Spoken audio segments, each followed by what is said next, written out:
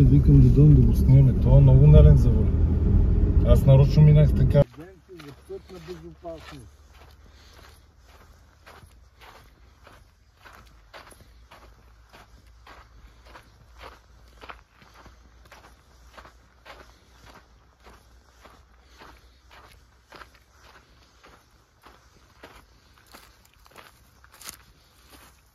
Ето тук едно гениално съоръжение от гуми.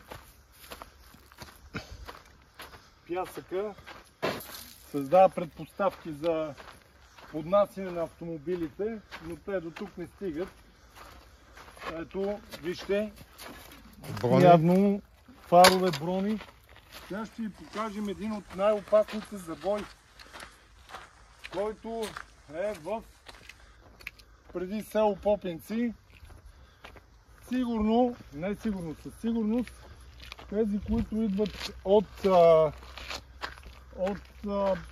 магистралата към Панагюрище за болницата, тук пътя е на бабуни, от тук отдолу, ако го снимаш, се види по-добре.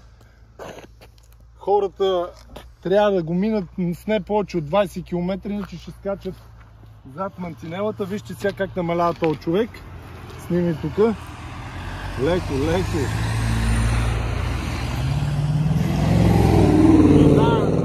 Вляво. Човека мина отляво, защото тук е пълно с дупки, си потроши колата и шансът да катастрофира много голям, а този пясък колата много лесно може да му поднесе.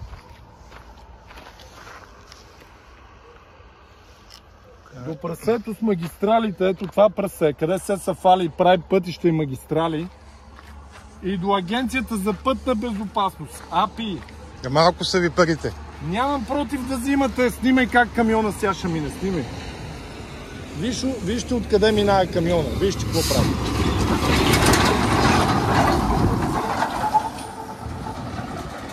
Нямам против да взимате бонуси и двойно да взимате, не ми пука. Стига да сте си свършили работата. Стига пътищата да са поне като в... Вижте, минава по средата с риск от среща да го ударат. Защото от тук не мога да минеш, ще си потроши колата. Ако успеете да направите пътищата ни поне като страна, която не е в Евросъюза, не е в Шенген, няма евро, например една Швейцария, аз ще пиша на Бойко да ви даде троен бонус. Троен, ама ние европейското ниво не мога да стигнем. Какво остава за те, къде не са в Европа?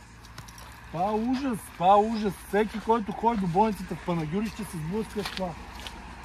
И тук от района, снимай колите как минават, тук от района, едвам, с 10-15 км, колата скача и игра ключек. Вижте.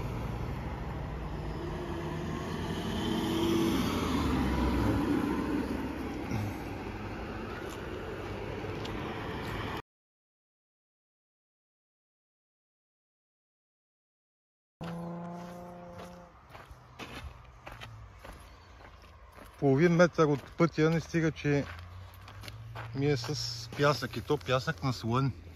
Пясък не почистен от години, вижте колчева бабуна станава. Няма кой да го почисти от нас. Агенция за пътна безопасност. Всеки ден дават по корумпираните национални медии, толкова народ умрял от катастрофи, толкова хора с опасност за живота. Какво правят от АПИ? Всеки вика на мен, това няма да се случи да се оправят. Най-ефтиният човешки живот в света в момента е в България. В България умират повече хора от катастрофи, отколкото в Украйна от война.